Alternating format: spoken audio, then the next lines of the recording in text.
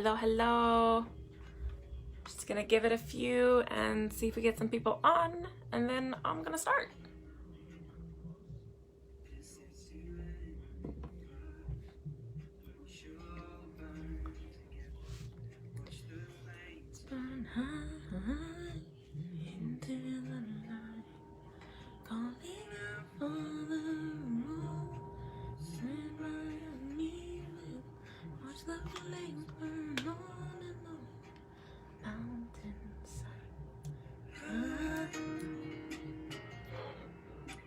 Hello, Mom.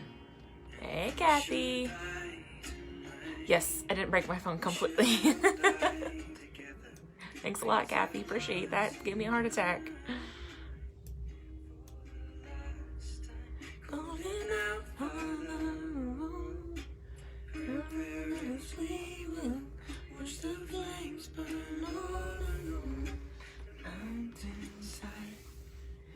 Hey, hey, yeah.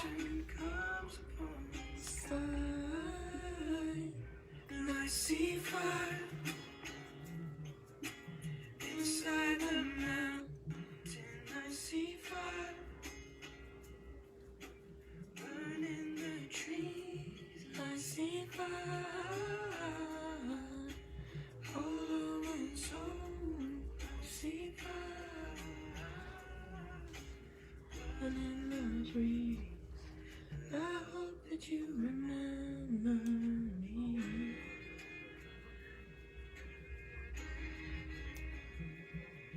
All right. Hey, guys. I'm trying a new setup, so bear with me.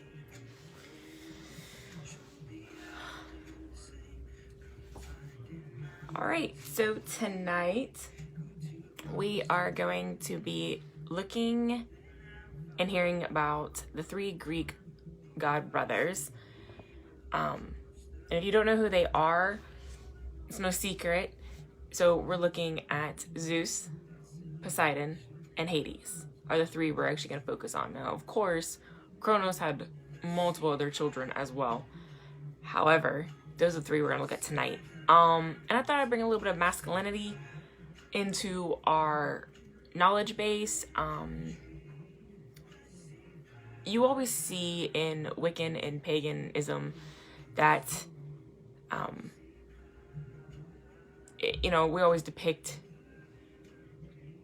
goddesses, the feminine side of everything. Well, there are some of us that are honed more to the masculine side of the deities instead of the feminine.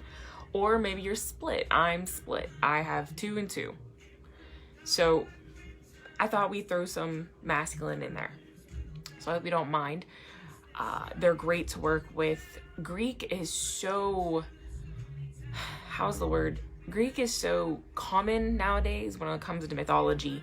So it's a great starting point if you really don't know too much about deities at all.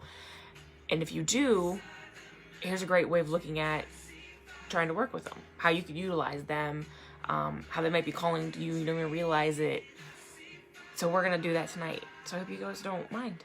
Have you ever heard of Jasmine Thompson's cover of that song? I have not, but I'm going to after this live. Now that you said that, I love this song. I See Fire by Ed Sheeran is one of my favorite songs when it deals with, like, if you actually watch the music video of it, it has lots of dragons in it because it's from The Hobbit. So I'm addicted to the song because of the dragons itself. So yes. Okay. Well, shall we begin, my lovelies? All right, real quick before I get started.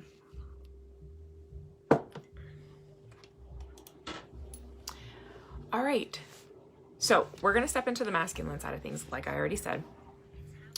Out of the 3 Greek gods, I honed a lot with them when I started my practice, as far as learning about them and getting information on like what really gods were. They were my starting point. Of course, then followed Roman because, well, Roman kind of goes hand in hand with the Greeks because their Greeks just have a different name and a little bit of different characteristics than the Greeks. So the first one, obviously, we're going to start with Zeus, but let's break this through. So the 3 Greeks, again, Zeus, Poseidon, and Hades. They're what they call the primal gods of Greek mythology, even though their father, Kronos, was the king of the Titans. Which, if you know anything about the Titans actually went against pretty much all of the gods, all the Greek gods, no matter who they were or who their family was or anything like that. Hold on one second, let me switch this up.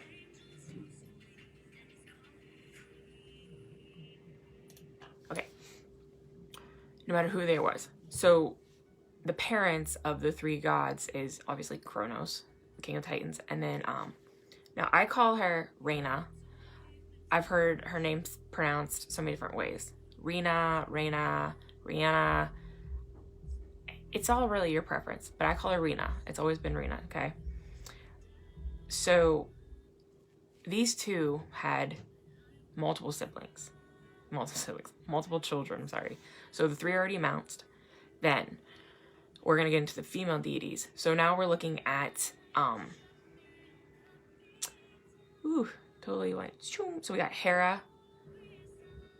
Oh, let's find this on my notes so I don't say all these wrongs. I know it's Hera, Demeter, Hestia. Yeah, there we go. I know it was in my head, just not pronounced. So Hera was one of their siblings. Demeter and Hestia are the three others.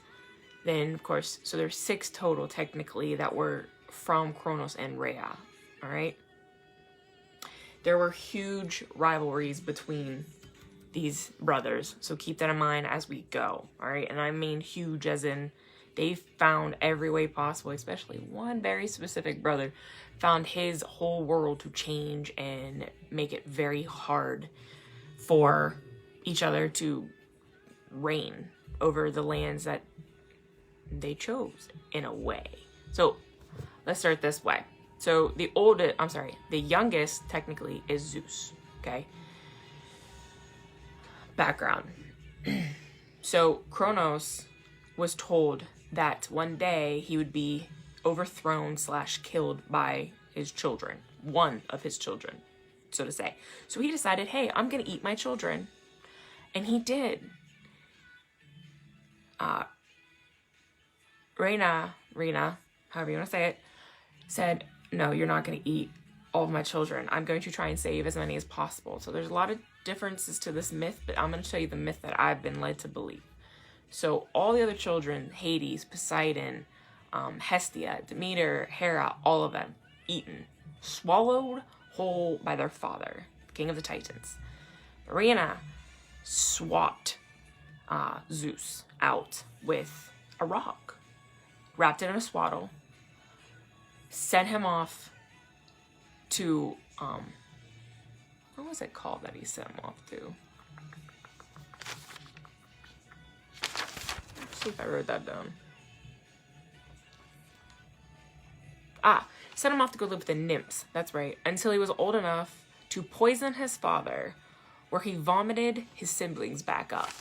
So the nymphs assisted him in literally getting, oh, that's right in my ear, literally assisted him in creating a potion, or I believe it was he went to an old, as he called, hags, cots, where he then had a potion brewed, gave it to his father by slipping it into, I was made to believe, his wine. I've heard bread, I've heard any type of food really he's eaten, but slipped it in there, drank it, in my case, and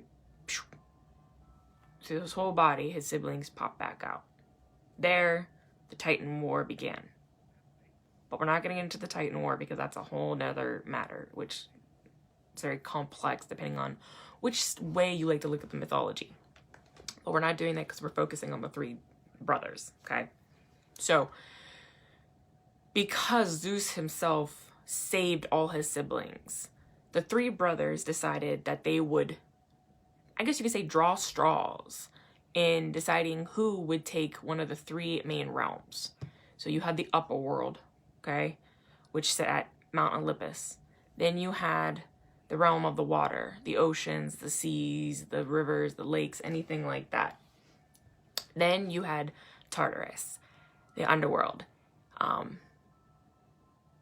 the outer world as some people do depict it. Now, I depict the outer world as completely something different. So we'll say the underworld and Tartarus. I like to say Tartarus a lot because that's his kingdom. At least that's what it was called. In many of the storylines I used to read years and years ago. So they picked straws. Well, Zeus' straw was the longest. Poseidon's was the second longest. And Hades was the shortest straw. So he got scammed, pretty much. So Zeus said, well, since I got to pick first, I choose Mount Olympus. I choose the skies, the heavens. That's who I choose. Poseidon said, well, that's fine. Then I am choosing the land of the ocean. I'm choosing the waters and the rivers and the seas. I choose the water. That left poor Hades for the underworld. So, as some say, the worst of the worst, he even believed that Tartarus was the worst. It was the land he could never leave. It was the land that he had to watch over no matter what. He couldn't come and go as freely as his brothers were able to go into their own realms, which kind of made him saltier than normal because of this. So, Hades. His home was, in fact, Mount Olympus. He was supreme ruler of the gods. That was his throne. That was his prize. 1, for saving all his siblings, and 2, for picking the best of the straws. He is also known as the Lord of the Skies. He's the rain god. Wow,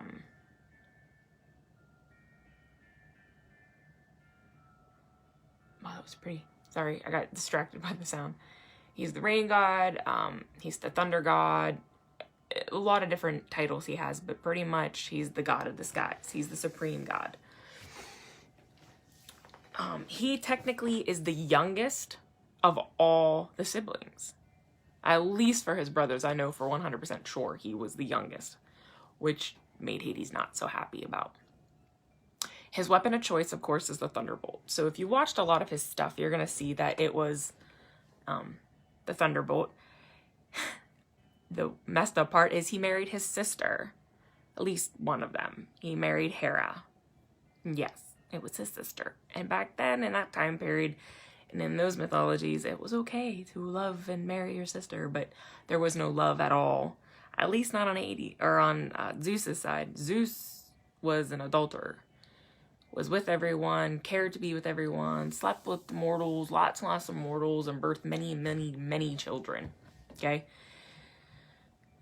When it comes to the thunderbolts, it was said to hurl them at people who were disobedient or that were evil in some sense. He also loved to punish oath breakers. So that was his thing. That was one of the things. If you broke your oath, he'd be coming to get you. All right, so other associations with Zeus himself. So we have weather, the royal scepter, mountains, oak tree, olive trees. He has many eagles, which is not so surprising in a way, except for you would think that most of the birds and all that would be his, and then, you know, maybe someone else would take the land animals, but it's not always that way with him. So he was the eagle. He was the swan. He was the bull, the wolf, and the lion. Which is funny because the lion is my favorite, but I never honed with Zeus. He was always just so, I'm better than everyone else's kind of attitude, even though a lot of myths depict him as not being that way, but to me he was. Let me just hop this on here. So offerings to do to Zeus. So wine. Wine is one of his specialties. He loves wine. Wine in all sorts. He always had parties on Mount Olympus, always trying to gather people, other gods, even not so much the demigods, because to him, the only way you were getting to Mount Olympus was being a full-blown blood god. So the demigods, not so much, but, you know, Athena, Artemis, Aphrodite, Hades, Hephaestus, all of them, Apollo, which we learned the last live I had with the oracles. You know, remember Apollo is the god of the oracle, you know, being able to, the divination, the god of divination, not just the sun gods. So yeah. Let me refresh this. Sorry, my comments aren't always showing, so I have to click my laptop to it too. So bear with me, my loves. Okay. He's also loves offerings of beer. Incense smoke is a big thing for him if you're doing any type of practice with him. Acorns is huge. Colors, he depicts anything that's, of course, sky blue, no surprise there. Gold, yellow, purple. He loves crystals, but his biggest thing is diamonds. Diamonds and anything that's like a clear quartz. Loves them, loves them. His biggest sense that he likes to use is sandalwood and any type of incense that deals with rain or water. I'm sorry, water, disregard. Weather incense. So he's really good about that.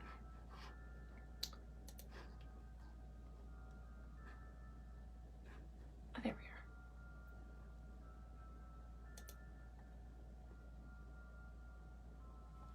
are. All right.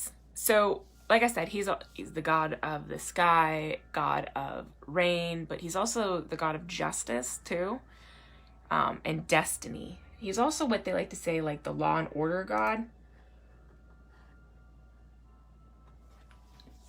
because of the whole oath breaking, sending a lightning bolt down to him. So keep that in mind too. So if you want to work with a masculine type of energy that is all about justice, law, things that, you know, you feel maybe something needs to be rectified or someone needs to be put to justice in some sense, that's a good one to use, okay? Oh, and fate, because he constantly would ask the three fates questions. I always thought that was really cool because I always enjoy the three fates, because the three fates in a lot of people's sense is like the maid, mother, and crone. So in a way, even though the fates are always depicted as old women, if you really, really go back in the history part of it, they're not. One's young, one's middle-aged, and one's old. Sound like something else we know, guys. So the fates go hand in hand, in my opinion, as the triple moon, or, you know, there are a few deities that are depicted as three. You know, Hecate, or Morgan. The Morgan is technically three. The Morgan is one whole... Oh, see, there I go again. We'll get into that when we go through the Morgan. Okay, so I went through the colors, the scents, the crystals. I already told you about the siblings. History. Okay, anyways, so he had 26 children, okay? And these aren't all just like the gods of the gods. He, like I said, he slept with a lot of mortals. So by sleeping with a lot of mortals, he had a lot of half children, half breeds, as some of the gods like to call them. So some of the ones that are more known. So we have Aphrodite, we have Apollo and Ares and Artemis, okay? Athena. So those right there are like the main ones. Ones even a lot of people work with. Aphrodite, I know there's many people in here that love Aphrodite. Athena and Artemis go head and head as sisters always do, okay? Which I always thought was pretty neat and nifty. Ares, the god of war. Apollo, the god of the sun and of oracles. Then you have Dionysus, there's a few different ways you say it. Eris, he was also the father of the Helen of Troy. If you know about the story about the city of Troy, Helen of Troy was technically his daughter. Hephaestus, the god of fire. And I actually got in a conversation with one of our other members on, I think, the other page. She actually says she works with Hephaestus. And I got fascinated, and I actually had to research him because I thought, you know, hey, I love fire. I always felt Hephaestus was bullied by the other gods and overlooked in so many forms. And, you know, eventually enough was enough for him. And he, you know, put that to an end. But nonetheless, I always felt bad for Hephaestus. And Hephaestus might look, as some say, ugly. But since when is beauty always something? He had heart, surprisingly. For being a god of fire, he had heart. Hercules. We all know the story of Hercules. And his mother Archimene was the mortal that Zeus, we're not going to say set up, but misguided. Came to her in her dreams. All that fun, weird stuff. Hermes also, Minos, Nemesis, Persephone, and the Graces also, which that's a whole nother myth. So there are some of the things about him. So there's a lot of ways that, like, if you want to utilize him, like I said, he's great for justice, things like that. He's also really good for talking about the weather. If you want to try and work with the wind element, the air element, that's the god you would want to depict with him. So yeah, I definitely suggest, trying him out for size.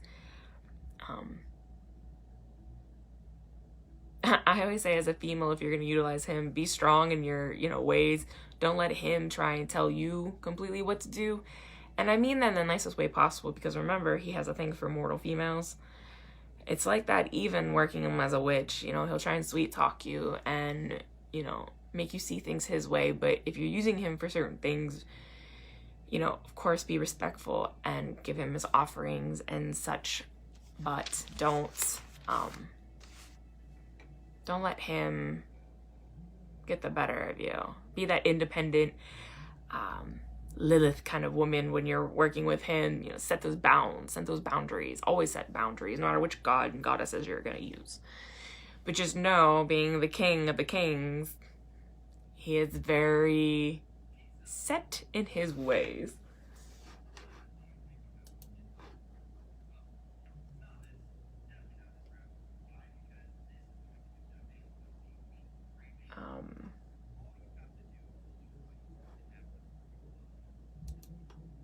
I don't know why these are so weird.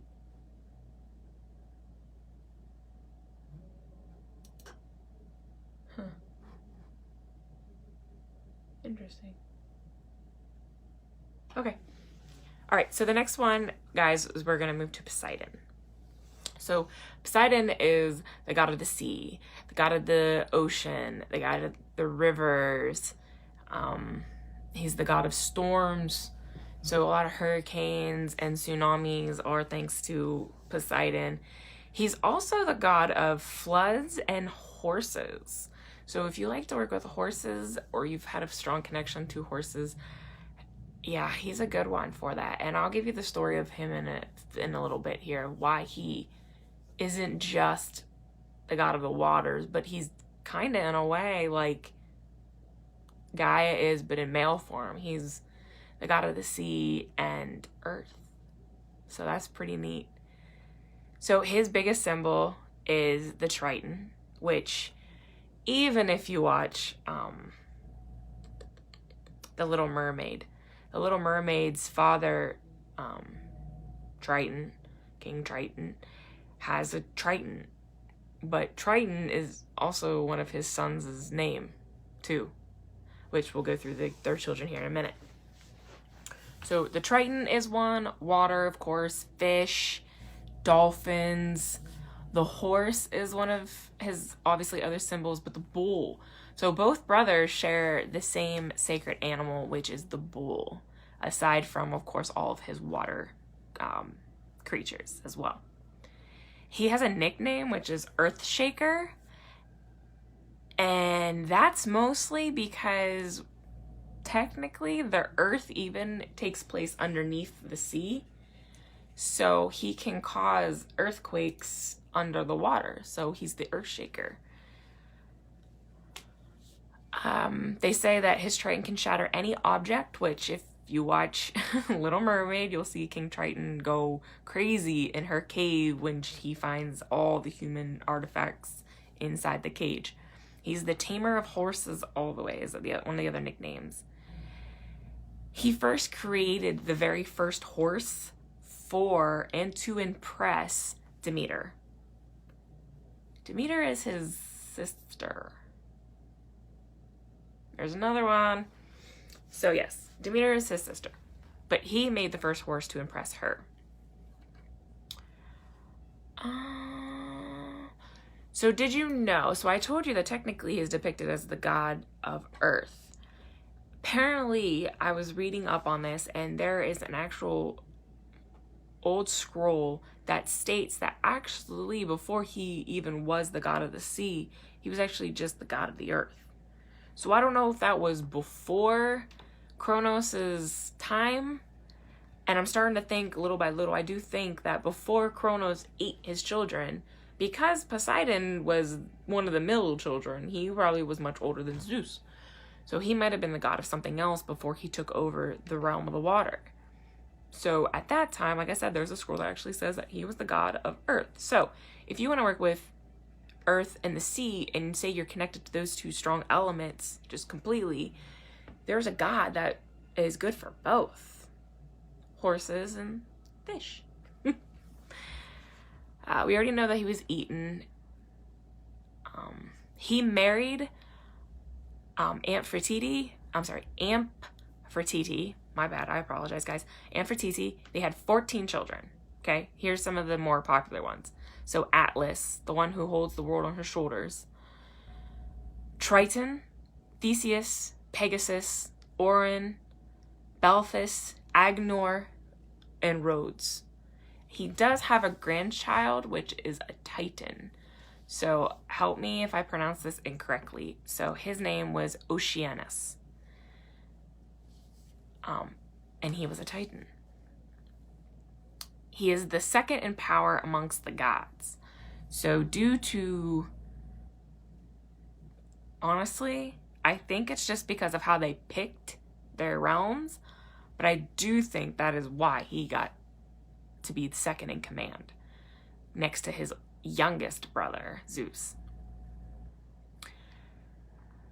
Poseidon is a very quarrelsome god. He's very greedy too.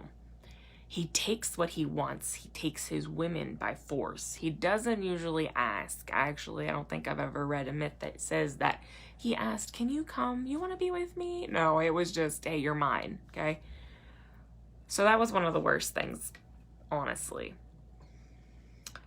He had series of disputes with multiple cities. The biggest one was with Athena's city. He wanted Athena's city, and she refused to give it to him. Uncle or not, she wasn't giving that city up. That was hers. Fortunately, he decided, fine, if you're not gonna have it, then none of us is. And he buried it underneath the level of sea. So some say that it wasn't just, and this very particular one is kind of slipping my mind on what it was called, but it wasn't just that city, but it was also Atlantis. They say that he put Atlantis underneath the water to live. But there is another city, which I'll get you the name because I thought I wrote it down. Obviously I didn't because I'm an idiot like that. But there is another city. So there's two cities he put underground. One was because of Athena, and the second one, I believe it was because of Athena again, but don't quote me on Atlantis, but that is the story. I'm going to stick to it. So they have sacred plants for Poseidon. So his is the pine tree and seaweed. Also, celery is one of them too. His colors obviously are blue and green for the oceans. Obviously, his scents are going to do anything with the ocean, but anything with the rain. And they say because the rain recycles. So even though Zeus obviously is the god of the rain is water, which will also fall into the ocean and recycle back up into the heavens. So it is something they share when it comes to the scents. Just keep that in mind too. Okay, so here's a couple different ways we can actually honor him. And I know there's a few actually of our members that actually do work with him already, which I find fascinating. I believe Tamara's one of them, and I hope when she watches this that she'll actually see this. But here's some different ways that anyone who wants to work with Poseidon regardless of his ego and his greediness and his dominance, I guess you can say. Here's some things. So you can donate to any type of ocean program, okay? You can support local fishermen. You can go buy fish at markets, kind of like on the coastlines if it's possible for where you live. You can go fishing. It doesn't matter if you keep the fish or give it back, just so you know, okay? Not when it comes to this. Help clean up the oceans, the lakes, the rivers. Be part of a program that helps clean up, keep the trash off the beaches, things like that. Go swimming. And it doesn't necessarily mean I have to go swimming in the ocean or go swimming in the river, the lakes. Go swimming in a pool. Water is water. Water always comes from somewhere, some water form. It doesn't just create itself. If it does, I don't want to know. Just kidding, guys. Sing in the shower. Like, sing. I sing. If I have music playing, my butt is singing, and I love it. Visit the beach, the lakes, waterfalls. Oh, I love waterfalls. We have a really pretty place about 3 hours from where I live, Hocking Hills. They have beautiful waterfalls. When you go to the right season. It also, unfortunately, gets really packed with a lot of people. But it's just beautiful, the waterfalls. And I know there's so many different places out in this world that have beautiful waterfalls. Wear seashell necklaces, earrings, bracelets. Carry seashell in your purse. Anything like that. Get a little fish necklace too. Put fish on your altar as far as like little trinkets and stuff. Ask him to aid you when it comes to any type of any type of water spells, or even like if it's a bad storm on the ocean, that type of weather. Not so much your inland weather, but storm when it comes to living on the coast. So with like hurricanes and stuff, he would be the one to, ask for safe passage through. Listen to the water. Meditate by bodies of water. Anything that deals with water, to just listen to it. When you go swimming in it, once your ears pop properly, listen to the sound of the water. It's one of my most favorite things to do. I love to swim. Do I get to swim as much as I used to? Unfortunately not, but I love it. Ask my mom. I would be a fish all the time. I would always swim in my cousin's pool. Anytime we could go to any type of body of water, I would go. My friends and I used to go swimming at the lakes all the time. The oceans, though, to me are so different than the lakes. The sound is just so more refreshing. Man-made lakes, to me, just don't cut it like the ones we have up this way. But the bodies of water and the ocean, because the depths are so unknown, and there are creatures in the water that are older than dinosaurs. I mean, how fascinating is that? That there's a fish that might be this big, but he's older than we could even imagine. Thousands and thousands of years old, maybe even 1 million. Maybe there's some type of like pocket underneath the sea where there's a whole nother world of fish that we've never even discovered because they got trapped in a whole nother part of the ocean that is unexplorable, because we can only handle so much water pressure on our body before we get crushed. Okay? Things like that.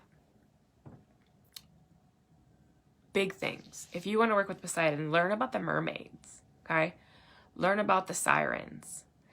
And one thing, if you want to use him as like an earth god, learn about the Fae. The Fae are great if you can work with them properly. I'm still learning. Terrified of them things. But one day I'll at least understand them a little bit better. But not today. So yeah, working with the Fae is also like working with Poseidon. Like I said, mermaids and sirens. I don't resonate with any type of mermaid at all. But I resonate with the sirens that are slightly depicted like a mermaid, but not completely. Which maybe we'll do a mythical creature live one day. Maybe I can get tomorrow or something to help me do it. I think it'd be fun. But yeah, so I love the sirens. I love the sound, the voices. I know that they talk about, you know, sirens are all about sending seamen to their death by the sound of their voice. But as a female, we don't have that same type of connection to their voice. And maybe if we heard it, we would hear just music, beautiful music. Or maybe we would hear a loud screeching sound. It's your own depiction of what a siren is. To me, she was cruelly treated and she hates all men because of it. So, like Lilith, I hone with the sirens because to me it's the same. It's the same as far as both of their stories in a sense. But that's another life. Okay, spells to offer. So storm spells, safe travel over the seas spells, good soil for planting spells, good weather to swim in spells, and ways to silence the outer world. Meaning when you go swimming, you block out everything that's outside the water. Inside the water, it's a whole different world. So that's what they mean blocking out the world. They mean the outer world, not the water world. Okay, so one small little story on Poseidon. So one of his lovers was Medusa. So he took Medusa by force in bed. She didn't want it at all. She fell for him, but it wasn't like, hey, I'm ready to come and, you know, be with you and, you know, sleep with you. No, it was like, oh, I think you're cute. Oh, good. Oh, shit. Okay, we're gonna go. Oh. And she had no option, no choice at all. So afterwards, she was transformed into a beast with snakes for hair. Snakes that will turn a man to stone just by the sight. And this all happened because of Athena. I had to think whose name is. It's all because of Athena this has happened. Medusa was punished for allowing it to happen because Medusa was very faithful to Athena before Poseidon. Some say Poseidon did it on purpose to get back at Athena by taking one of her lovelies, I guess you can call it. However, Medusa she couldn't stop him, but Athena still punished her for it, even though it was her uncle's fault for it. So, turned her into this hideous beast that we all know the story of Medusa, alright? Medusa and Poseidon birthed Pegasus and Chrysara. So, 2 children. We all know that Medusa was beheaded by Perseus. So if you don't know the story of how, there's actually a whole entire actual movie, and it's actually a really good movie too, by the way. There's a whole movie on it. So look into that. But yeah, so Perseus killed Medusa, even though technically Medusa never really dies, even if her head's chopped off. It's still worthy. Excuse me. All right, moving on. Is everyone good? Hey, Marina. Is everyone good? I know. I hope I'm not rushing through this, actually. I'm right on schedule. I hope I'm not boring you guys. If you guys have something, throw it out there. I know there's only a few of you on tonight. And it is what it is. I don't mind. Everyone will catch it on the replay, usually. We all good? Alright, so moving on. So Hades is our last god that we're going to look at. So Hades is one of my favorites. I know, creepy, god of the underworld, god of lost souls, the god of wealth, god of darkness. Lots of titles that we have. And no issues at all on anything. So he is the youngest. He is the eldest brother of the 3 brothers. When he got the shorter end of the stick, like I said before, he was very salty. He was not happy with it. He never was and will, and still to this day isn't happy that his baby brother got the sky realm of light. Not very happy that Poseidon, his middle brother, got the land of the seas. And technically the land to itself, because technically that is his. So I guess you call it the middle world. Poseidon got the middle world.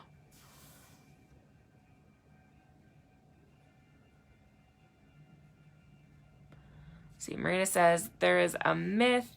Athena used her shield to reflect Medusa's image and turn her stone.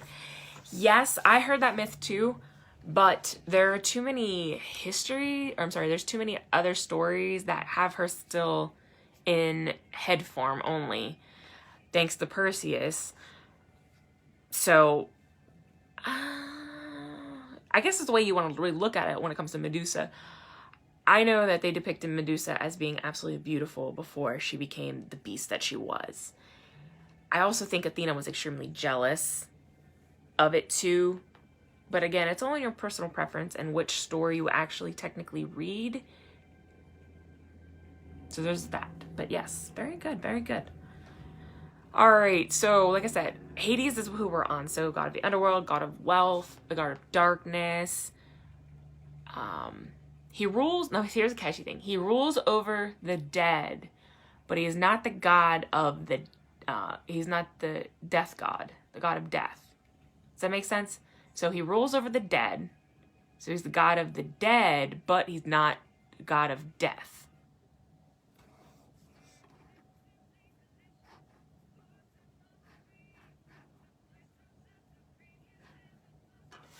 Okay, sorry.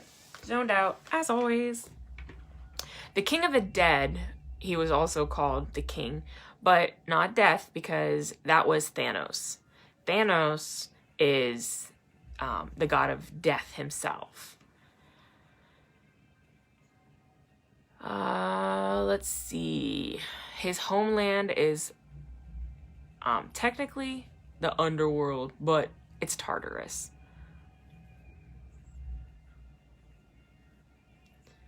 Personality is extremely greedy as well, hence the wealth part. He's kind of like a dragon, I guess you can say, because he likes shiny things and he likes to hoard them. So he's my version of a dragon. He's the shiny thing god. So he's greedy. His Roman name is Pluto, and I guess I should have said that for the other ones. So Zeus is Jupiter, Poseidon is Neptune, and Hades is Pluto. If you want to, throw the Roman names in there as well as the planetary signs too. I keep thinking Thanos from the Avengers.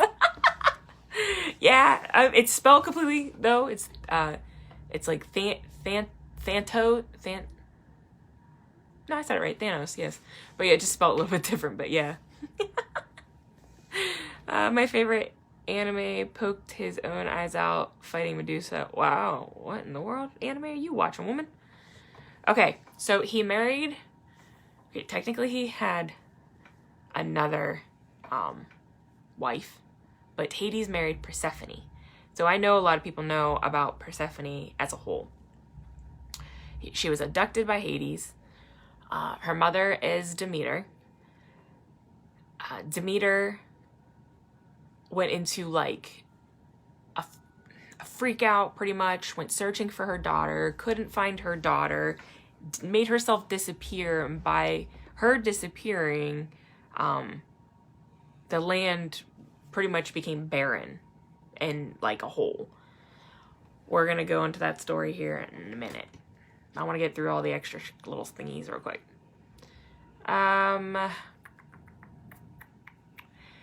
It is said that they did have children, 2 of them. However, there's not hard proof evidence that it's actually just like that.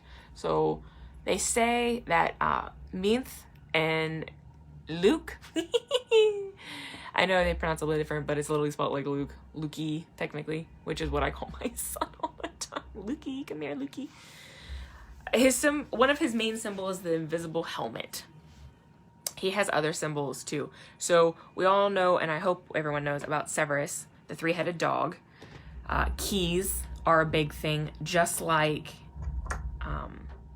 Hecate and Hecate. Keys are a big thing to Hades as well. The cypress tree, jewels, money, the drinking horn, like what the Vikings use, is another sign of Hades. The helm of darkness, which is a helmet. Nighttime, autumn, / winter time is his time. Crossroads is a big thing too. Cemeteries are huge for him, for like getting him involved in anything. Caves and anything that's dark, like a mine, definitely his. He rarely leaves the underworld, like I said earlier. He kind of can't. He has, because he watches over the dead, he has to make sure that the souls are put where they need to be taken. The spirits, some have to stay in the lake that the souls have to cross over into because they can't find their way to wherever they need to head to. Some have to be depicted in a certain location in the underworld because the underworld has multiple layers to it. It's not just, hey, I'm gonna put you over here and, I'm gonna put you over here. The ones that were the worst of the worst were put in a very specific place where they were tortured for all of eternity. Sounds familiar, right? Like our hell, at least, most people's hell version of it. But then there was another part that it was like another world that you just waited for. So it was light and bright, and Hades hated everything about this world. He hated that he had a world that people can be, happy in, when he was not happy at all, until Persephone. Persephone made him happy, which is really strange too, because everyone thought he was a jerk. Everyone thought he was, always out to try and get everyone else, which is really, really true. He was big on not letting anyone get in to Tartarus, and if you got into Tartarus, you never left Tartarus. So there's a story of Hercules getting into Tartarus to save Persephone, but let's just say he had to trick his uncle into actually getting out. Most cases, it didn't happen that way. If you snuck in, well, your time or not, you ain't going anywhere.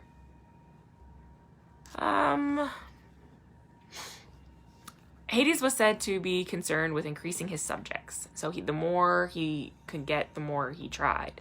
So he purposely would try to assist Ares in having wars, so that way he can increase his subjects down in the Tartarus. Why? Well, he wanted to have more to reign over than his brothers did. Even though Poseidon didn't really have a lot of people to reign over, just the seamen, the sailors, and all of the animals, pretty much. But he was more jealous of his youngest brother, Zeus.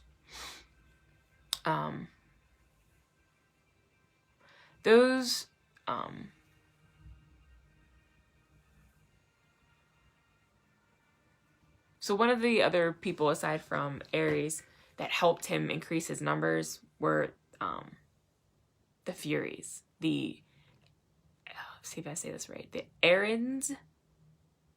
But they're these winged creatures that shrieked and caused torment in someone's sanity. So sanity became insane, which then created suicide. And then suicide put them in a whole category in Tartarus that most people didn't even know about. Or I should say that they really didn't want to go to. So Furies always helped Hades as much as possible. All right, so animals. His sacred animals are, oh, hi, baby, are screeching owls, dogs, serpents, any type of black ram, not just the standard rams, but it has to be all black. His plants that he depicts more so with is mint, colors, black, gold, silver, anything that depicts money as far as the gold and the silver back in the day. I know green depicts our money nowadays for the most part, or red, because I've seen red money too. But silver and gold are universal on what, what money is. The crystals that he associates with is anything black. So black onyx, tourmaline, black obsidian, hematite, jet, Yeah, anything like that. But he also goes with the deep red stone, which is garnet. So that is the only one that's not black, but it's really, really deep. It kind of looks black until you hold it up, and then it has that like light red, not light red, but like deep red tint to it, which is really pretty. His scents are anything that's winter scent, amber, and pomegranate. Okay? Pomegranate's one of his fruits that he symbolizes with. So if you have an offering that you want to give him, I'm telling you, apples and pomegranate are his things, okay? Things that he can help you with. So I'm going to take him not as a, the god of the underworld, the darkness type of thing, but I'm going to depict him a little bit differently, okay? So things he can help you with. Fears about death and dying, chronic illness, creativity, moving on from something, releasing regrets, guilt, past relationships, earth magic, shadow magic, dark magic, and some herb work too. Recovery from any type of trauma, spirit work, mostly when it comes to spirits of the dead. Hey, Sarah Lee, you're not late. You know I can sit there and talk for hours, but you let me. Spirit work, namely anything that deals with literally like divination work. Now, anyways, remember, Apollo is the god of divination, but the spirit work as in necromancy, summoning, that's going to be a Hades type of magic divination. He does have flowers too. Let me not forget this. So if you want to give any type of flower offering, so marigold, dandelion, roses, but deep, deep red roses, like garnet color, lily, daisies, poppy, daffodils, and calendulas. Big ones when it comes to flowers. Offerings. So, coins and money. Aside from everything I already gave you, here's some others, okay? Coins and money, stones, anything that's a dark stone, which we already said, alcohol. Not so much wine, even though back in the day wine was a huge thing, but Zeus wants wine. Hades wants the good stuff, like whiskey, vodka, rum. I love rum. Honestly, I think if you gave Poseidon rum, get it? Because I'm a pirate. He would absolutely love it. But Hades-wise, like I said, anything that's really, really like the good stuff, the good liquor type of stuff, that's what you want to give him. And just a little bit. He doesn't need much. Just a little bit. And what I would recommend is whatever your favorite is his favorite. Tobacco is good to give him offerings. Here are some herbs that he likes too. So aside from mint, which is the plant I told you about, myrrh, nope, I was wrong. Bay, pumpkin, yew, wormwood, cinnamon, lavender, willow, and any type of oak. So white willow bark, red bark, cherry wild bark, which I absolutely love that stuff. It's really good. Bones, whiskey it is. See, see, I like whiskey. I really do. I like my apple whiskey, but I like my rum. So that's my hard thing. So I guess if I was working with Hades, I would give him probably the whiskey too.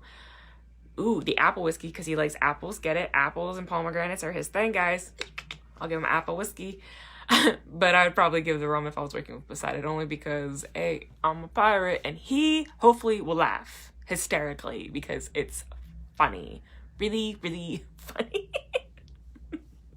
Okay, so if you want to give him any type of teas, too, as an offering, black teas, obviously, are going to be great. Get it? Black, yeah. He's so hard to figure out sometimes.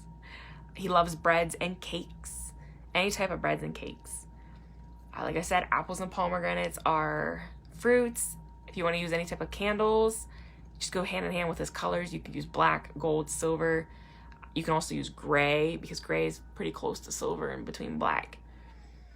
Incense, if you want to focus on just going to buy certain incense because it's cheaper that way, Frankincense is good. You already know myrrh because I said myrrh before.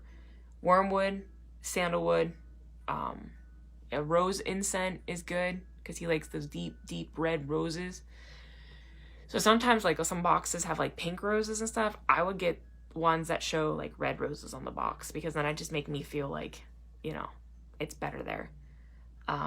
Cinnamon, any type of cinnamon smell is really, really good with. Marina says, I don't drink alcohol. You can give him milk or honey too.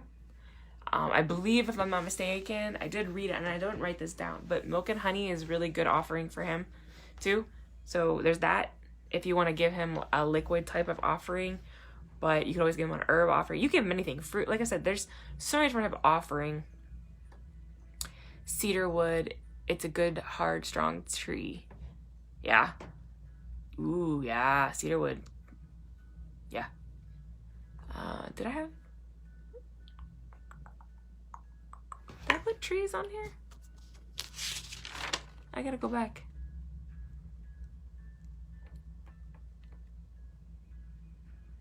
No, I didn't. Yeah, cedar wood would be a good one. I just have cypress, the cypress tree. That's the only tree I actually have on here, which is really weird. I thought I put that on there. My bad. Besides, I have plants, but... Hold on, guys. I didn't completely go away. Okay. So, is that good as far as, like, different offerings and stuff and what you can depict each god to utilize him with? I'm going to give you the story of Hades and Persephone because I'll explain why I focus a lot on Persephone too right now, and I'll tell you that in a minute here.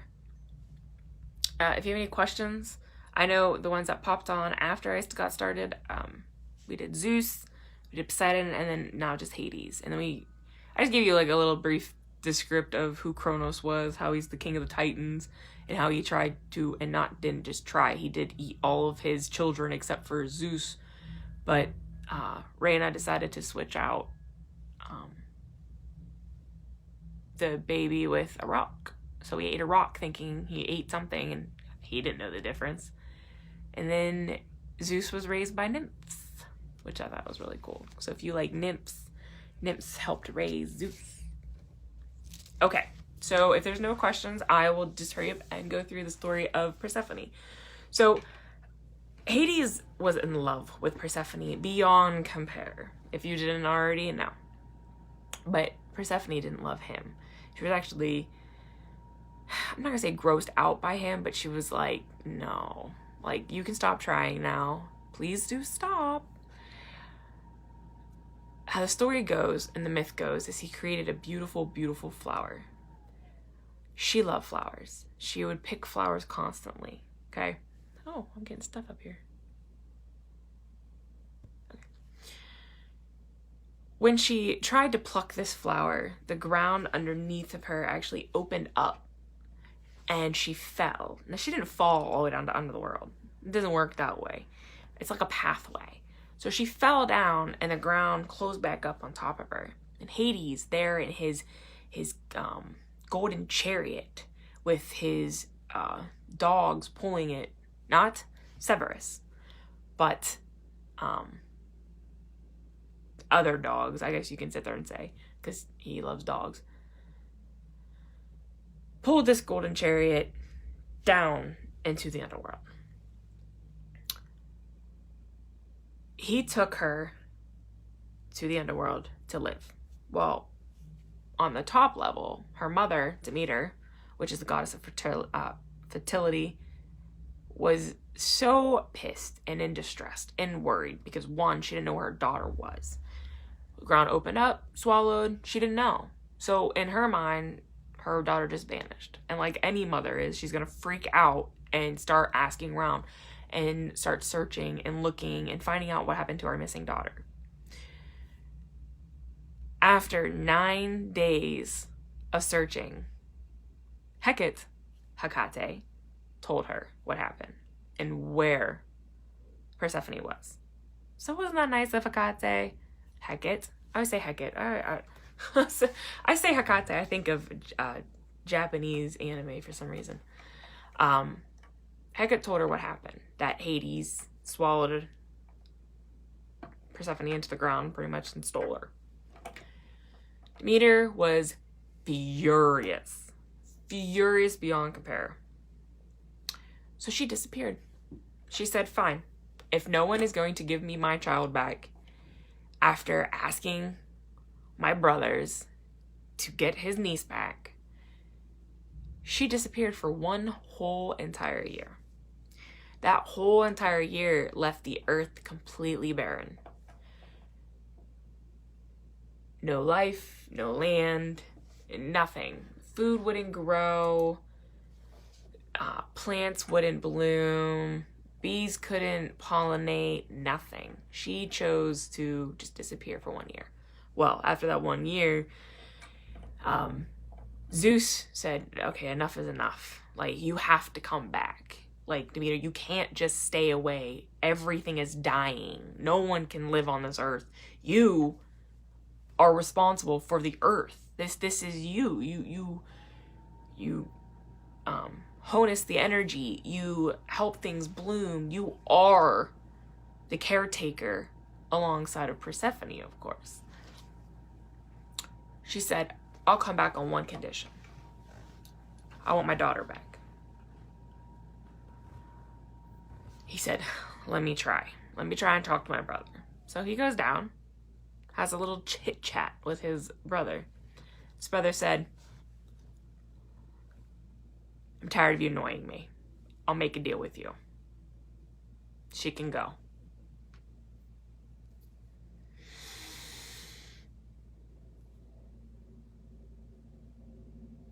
Hold on, make sure I'm not skipping anything.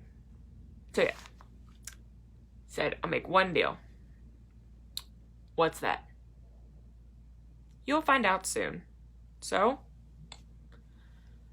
up he goes, tells Demeter, like, hey, this was what happened. This is what she said, or what he said. She goes, okay, I'll come back then if I get my daughter. Okay. Well, before Miss Persephone can come back to the lands, he made her eat a seed from a pomegranate, which in the underworld, you eat anything in the underworld, you now belong to the underworld. Well, that ensured she technically couldn't leave. She was always attached to the underworld by just eating that one seed of pomegranate. That's why pomegranates are so important to being one of the fruits of Hades, is because of that, okay? Once Zeus figured out what happened after Persephone comes up, they all got mad. They start arguing with each other, fighting with each other. You know, how can you do this? That's my daughter, da-da-da. Hey, Hades, she's the love of my life. You know, I'm unhappy. I should be happy, blah, blah, blah. You know how battles like that can go. Well, Hades said, all right, I'll make a deal with you. Sis, you can have your daughter back for 2/3 of the year. For 1/3 of the year, she's mine. Well, Demeter couldn't do too much. So she said, well, I guess I should take her for the 2/3 of the year, which is spring and summer and the beginning of the fall season, mostly fall season. But for that 1/3, which is late fall, late autumn, into all of winter, she was Hades. So that's how the seasons are depicted when it comes to Greek mythology. 2/3, spring, summer, and the beginning of autumn is when Persephone is above ground with her mother, enjoying flowers and, you know, the earth itself and, you know, fertilizing it and all that fun stuff. But once she has to go back down to her husband, technically, Demeter says, fine. And while she's gone, the land will be depicted and barren and nothing will grow during this time period. And that is our winter. So I always find that was fascinating that, you know, two gods, one other god, which is Persephone, can create the seasons and, you know, depict the seasons. So I always find that like really important to hear, especially if you like to work with, you know, Persephone too. You know, Persephone is not just like the goddess of the spring and all that, you know, earthy time, summertime type of goddess, but she's also the goddess of the darkness because of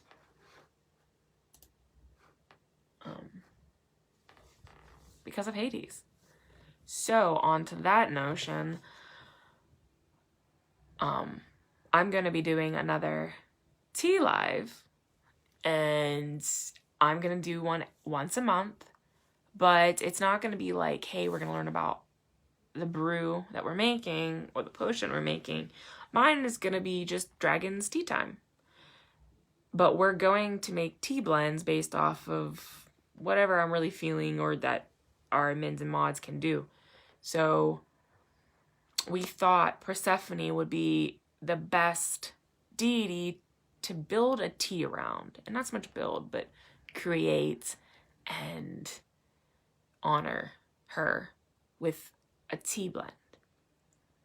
So I'm already creating and finding the perfect blend for her, because I don't personally work with her, but I know so many people that do.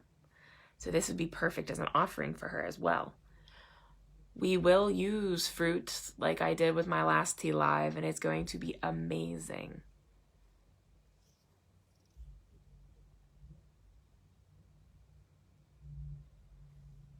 Marina says, Satan created the two seasons I have, summer and hell. Hello? Oh, hell. Oh, I get it. Summer and hell. That's funny. Let's see. Ronnie says, yes, been waiting for tea time. You and Kathy and Sarah, technically, they're all like, hey, when are you gonna do another one? I was like, I did promise, didn't I, guys? I did promise. I'm sorry. Sarah Lee said that would be very interesting. I'm excited about it.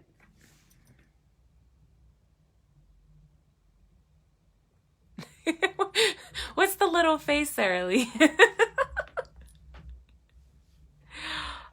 Marina, I hate Coke. I hate pop. 100% I hate pop. Just, so, I'm not gonna be able to help you with that one. Sweet, sorry. Coke is, actually, any type of pop, I'm like, ugh, gross. I'm all about my teas and my liquor and my beer, my wines. I like wines. I like wines a lot. But yeah, so we're gonna do a tea time, and we're going to do this one around what we call the Dark Goddess.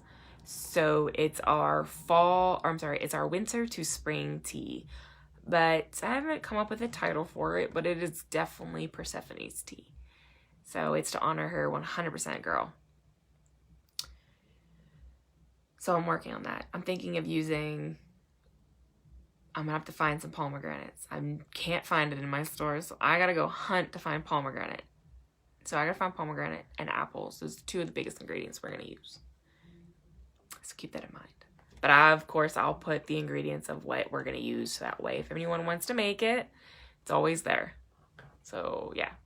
So that'd be fun. So that's gonna be at the beginning of March, just to give you a heads up on that one. So the posters and stuff will come up, and like I said, we'll, you know, honor our gods and goddesses. We'll honor the Sabbaths with some tea. Maybe the moons, make some certain moons more powerful ones. I don't know. I'm gonna play around with some tea and stuff like that. But does anyone have any questions with the masculine gods that we went through? And again, the Greek gods are more common than anything. It's where most people start out, actually. I know that Miss Sarah is going to be doing a new thing where it's going to be like a discussion on the deities. So yeah, well, we ahead of time give our information. But she wants to have like a discussion on, you know, how you see these deities and how you might want to work with them, or how you would work with them. Or if you have questions on certain things that you might recognize and you're curious about it. She's going to do this whole new thing. So stay tuned for that, guys, because that's going to be fun and exciting. I'm letting her go on her own with this one because I'm used to just giving the information out. It's hard trying not to make it sound so boring and stuff. And I do apologize if it's all information based. But, I mean, aside from making a movie, which would be pretty interesting to make a movie and show you guys how all these deities are, this is the best way I can do it. So I figured if you talk about it, then it's easier to remember.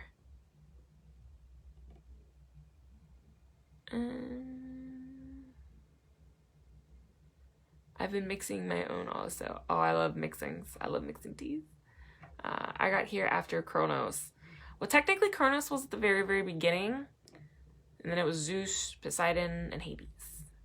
But I didn't really talk too much about Kronos. Not boring at all. Oh, thanks, Ronnie.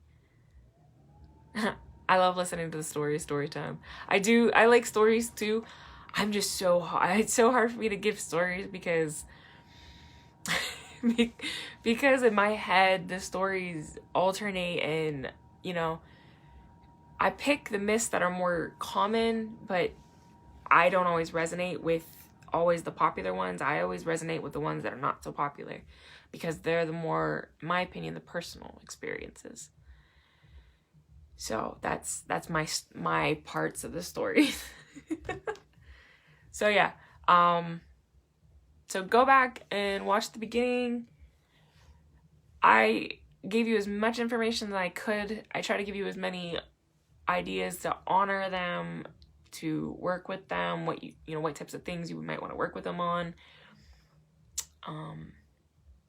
Honestly, if you want, do me a favor and throw which of the 3 brothers you thought was the most fascinating. And I know some of you have to go back and listen to it, the beginning, but let me know which one you maybe resonate more with, or that you've worked with before, or that after this live you found interesting that you might want to actually maybe, make contact with them, try and work with them, learn more about him, maybe do some more research on this one specific one. So throw in there which one you might think out of all of mine, information that I threw out here. I honestly think, because of how I am and who I usually work with, I'm gonna actually say, now let's see if everyone can figure out which one I am. Drum roll, please. Probably Hades. But surprise, surprise there. And that's just because I like working with things that people are just naturally fearful about because they're depicted as being dark. And I like to prove opposite. I love to prove people wrong. It's like, ask my mom, it's my job in life to prove that something is not as bad as it seems, or that anyone can do it, as in maybe anyone could work with it. So that's why I pick my Lilith, and a lot of people depict her as being so, baby-eating goddess. No, she's really not. You're reading the horror stories and not looking at differences. Same thing with Morgan. There's no different. Hecate. Even Persephone, people, are like, maybe just the spring side of her. Well, why not work with her dark side? Because like any person, any witch, any spiritual path seeker, we have a good side and we have a bad side. Well, that's Persephone. She has a good side and she has a bad side too. Because she's not all perfect at all. She has her wicked ways. She has to, living with Hades. She has to find ways to cope that 1/3 of the season. Why not?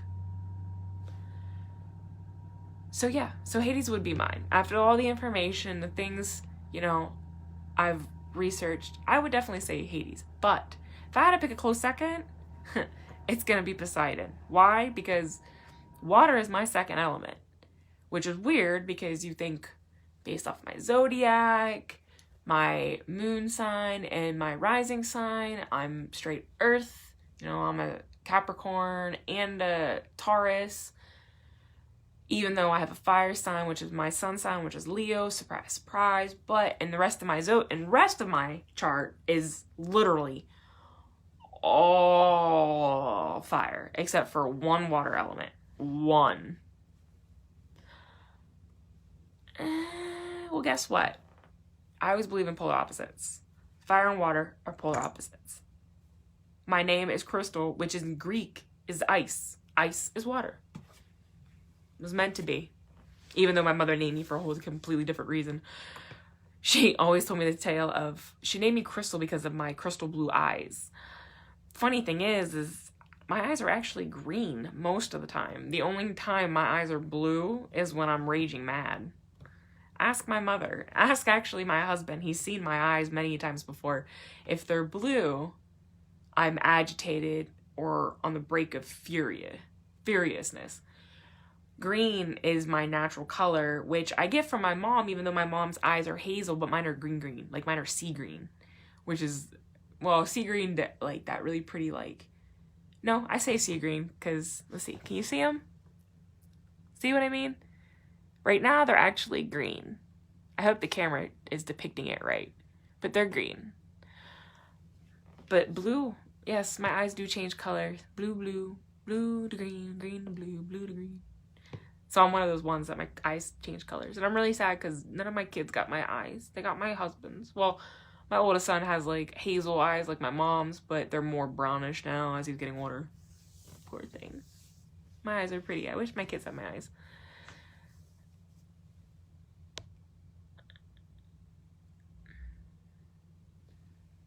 Oh yes, we definitely all have our wicked ways. You are so right, Sarah Lee. The same polar opposite, blue eyes. My chart is all fire too.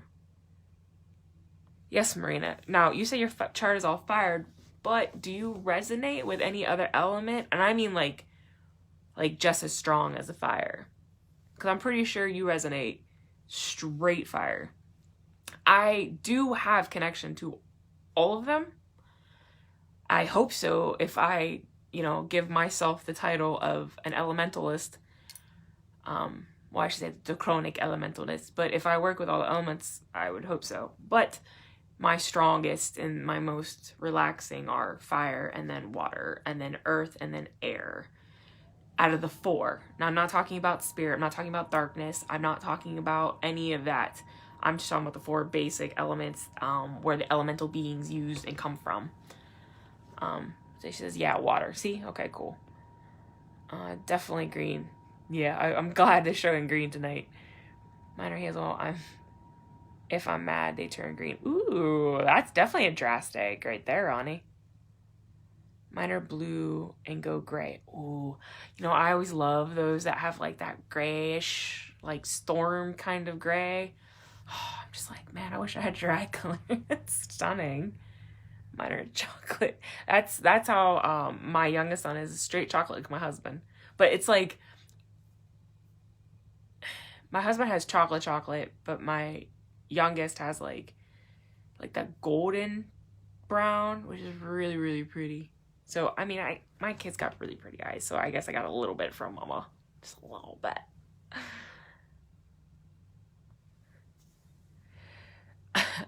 Ronnie says, I actually looked one time at your eyes. I couldn't figure out the color, not being a creeper.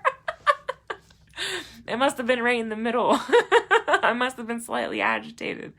Was it on one of my lives? Can we guess? No, I'm just kidding. Yeah, my eyes do change color and stuff like that, but most of the time they are green, but they do go blue, which is really pretty. And if you haven't noticed, you see this beautiful thing right here? Look at that. Look at that. I wonder who gave me that. I don't know. See, it's missing. It's missing stuff right here. I need something here, and I need something, oh, brother, over here. I need stuff. I need my collage of stuff. And this right here, this is one of 3 of my altars. This is my Morgan altar. She's by my bedside. My other altar is across my bedroom, which is the Lilith and majority of the dragons. Majority. And then I have a dragon one, which is downstairs on my first level, where, you know, people walk in, they stare at it like, the fuck is that thing? I'm like, oh, I'm sorry, did you see something? Oh, are you talking about this table right here? Oh, sweetie, what do you want to know about it? Yes, that's incense. Yep, those are candles. Yes, there are dragons there. Oh, yes, that's an altar cloth. Yes. And underneath it, there's crystals. A bunch of them, actually. Do you want to see them? Oh, you don't want to see them? Oh, you're creeped out? Oh, you need to leave? Oh, sweetie, please stay. I don't bite. I'm a good witch most of the time. It's always the best thing sometimes. You always depict someone's personality when they see that and they just kind of look at you like, is there something you need to tell me, Crystal? What do you want to know? Oh, you didn't figure it out by the broom hanging on my wall or all the witch little signs that I don't take down after Halloween, or the Viking horn that I have on my wall? No? Or what else? What else do I have that's very witchy witch? Oh, I know. How about the pentagram my mom made for me out of like this vine? That you didn't figure any of that out? No? I'm sorry. How are you? Let's see. The scammer post.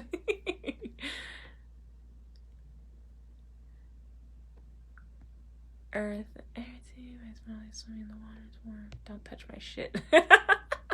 My Maria has to do with the sea. Ooh, see? Halloween 365 days a year. Yep. Ask my mom. I got Halloween everywhere in this house. And I'm hoping that maybe within the next couple months, maybe 6 months, I can move into a bigger house and I can actually like have more space for my stuff and maybe like keep it all together in a way and not so spaced out through the house. But yeah, that's my goal. Have like a bigger house and have like an actual sacred space, because I mean, the house I live in with the 5 people that live here and our animals, it's a little hard. And, you know, it's hard to express yourself with limited wall space. Okay, so I know we're just randomly chit-chatting. I hope you all don't mind. But yeah, Marina, you said your name happens to do with the sea.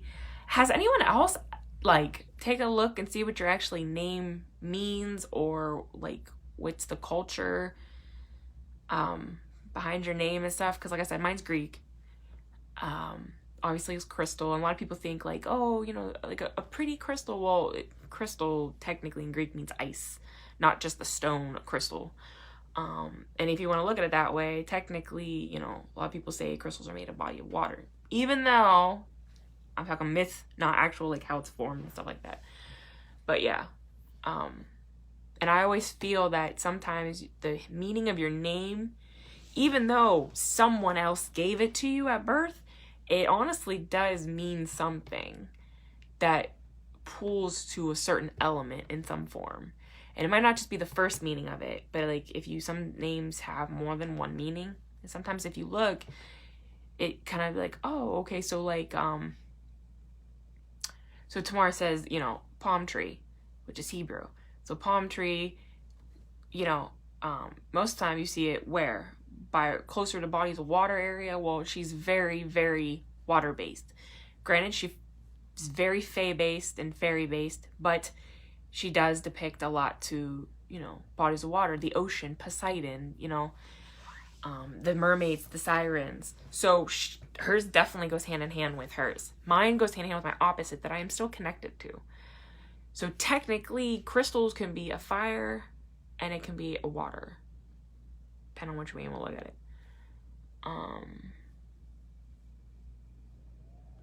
My name don't mean anything, so I believe I'm all of it. Have you looked at maybe like what something is close to your name and see if that comes close? Because I know like a lot of people that have names that are like more like made for them, especially at birth. If you find something that's a little bit closer, maybe see, just out of curiosity. Yeah, I just got 2 aunts' names pulled into one. Growing up, I told people my mom craved cheesecake. I love that. I absolutely love that. So technically, you kind of got 2 names. So you could look into what Sarah means, and then you can look into what Lee means. So that's pretty cool. And Ronnie says, I've tried. Oh, I'll see if I can find anything too. I'm just curious, see if we can find something with yours. Okay. Anyone have anything else that we want to chit chat on? I love this, even though we were supposed to talk about gods and deities.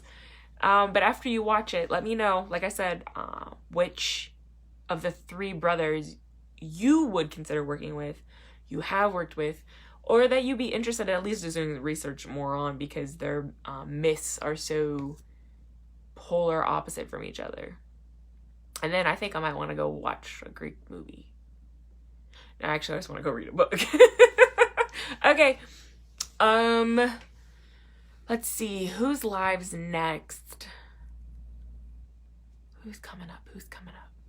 Is it Marina? I think her live's coming up next. Hers is actually going to be on, now bear with me, because I made the poster and I had a lot of fun doing it, vampires. Now, vampires is not the way you're thinking. It's energy vampires based, and vampires that are actually in the real world. And I can actually say that I have met one for sure who actually is in prison. He's one of my inmates, and he figured me out within just seconds of meeting me. And I was like, what? Like, how do you know me? He's like, I don't know you. He's like, I know what you are. And it was only mostly because of the energy I gave and my necklaces that I wear all the time. And I'm always alternating between 3 different ones. So, oh yeah, look what other necklace I got on, guys. Flip around. Does that look familiar to anyone? Ronnie? But yeah, so he is a vampiric one, and he does resonate with that style of life. He also does resonate with having, I'll be done in a sec, babe. He does resonate with having an old nightclub when he was out, and it was a membership only type of thing, and you had to be vampiric, and you had to have certain markings, and you didn't have to have fang teeth and all that, but it's very interesting. But he's not an energy vampire, but he lives the life of a vampiric person, man. I don't know if they really would call themselves, but maybe Marina will be able to detail all that out. So if you find vampires interesting, not just on the energy sense, because she's going to go, because energy vampires is a huge thing for empaths, and anyone that has energy that they actually like realize that's being drained from them. So yeah, I might not be able to watch it because I'm probably going to be at work that day, but I'm definitely going to catch it on the replay for that. So good luck, Marina, on that. I love vampires. I love vampire movies. I love all that kind of stuff. I love the gothic, steampunk kind of image that they gave, but I love the stories and the history about why people want to live that lifestyle. What is it with that lifestyle that people are so drawn to? Why? You know, do they actually drink blood? You know, do they really bite people? I mean, it's things like that the Marina's going to go through and actually give you information on. So I definitely advise checking it out and taking a peek at her live on Saturday, the 20th. So yeah. Okay, if no one else has anything, I'm going to head out. It's time for me to go. Trying to think if I forgot anything. No, but I will show you one thing real quick. So you know what I said about the vampirics? I dated a guy and I didn't realize this certain tattoo that I was getting until after I got it, years later, when I got more into my craft and understanding it. But I have, right there, is an ankh, but it is a vampiric ankh. And that tattoo represents everlasting life. Not just in the Egyptian sense, but in the vampiric sense. I have a vampiric tattoo I didn't even know I had. Now, isn't that interesting? I thought it was an ankh, just a really pretty modified ankh, because I didn't want the normal based anything. So, Marina, please do tell me what my ankh really means, even though I know what my ankh really means. But you'd be surprised what certain tattoos can give you power-wise and energy-wise. So, here goes nothing. Good luck, Marina. And ladies, my loves, have a blessed night. I'll see you on the catch.